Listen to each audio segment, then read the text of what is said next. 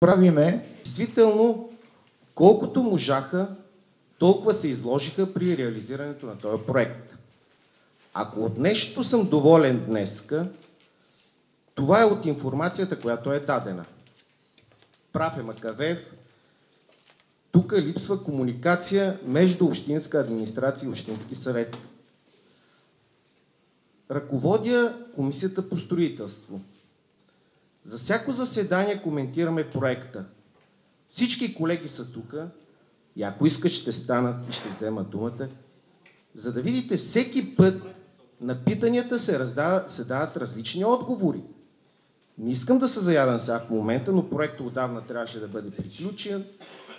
Трябваше да бъде и дюкер, или как се казва това, под Искъра изградено и пречиствателната станция пусната.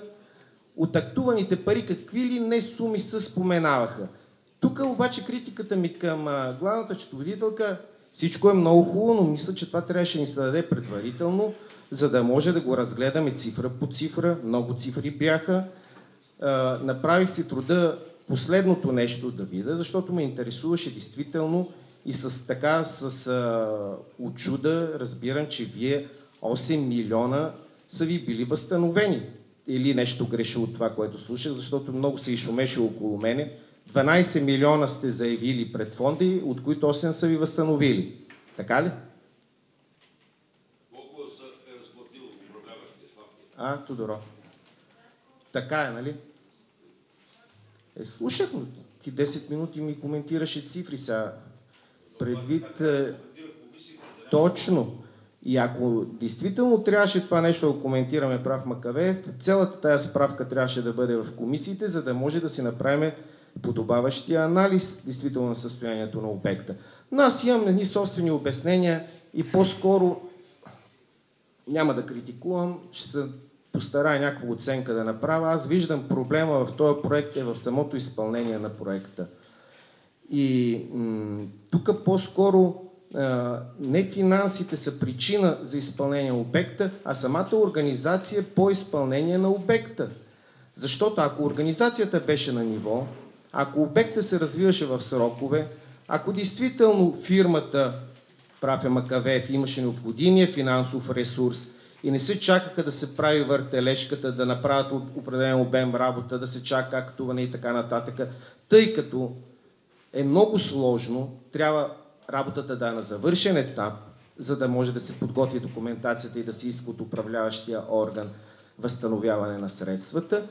Необходимо беше необходимата финансова помощ да дойде и от фирмата, която изпълнява обекта. Тъй като и така се наслагат различни причини, значи лош административен опит, лошо изпълнение, може би и времето повляче, действително имаше високи нива на водите и се доведе до тук.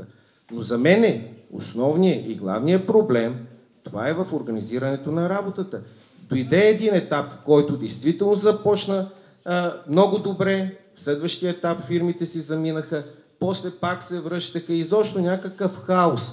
И аз ви уверявам, че в града няма човек, който да вярва, че от този проект нещо ще излезне. Града се превърна в един лунен пейзаж. Аз просто се чуда как ще излезнете от тази ситуация. И времето си напредва, работите не върват, доколкото разбрах, вие нямате 1/3 част от водопреносната мрежа изпълнена. Сега аз седа и гадая, аз питам, някой отговаря, друг казва, че не е вярно и така нататък. Липсата на комуникация до тук води. Разбрах действително, че не е имало плащане, че пък цялата предна година заместник кмета каза, че се е работило некачествено. Допреди известно време се е работило качествено, водехте надзори тук и юристите ни обясняваха и ни убеждаваха колко качествено той юриста даже ви управляваше и риска, доколкото разбрах. И в един момент нещата не върват.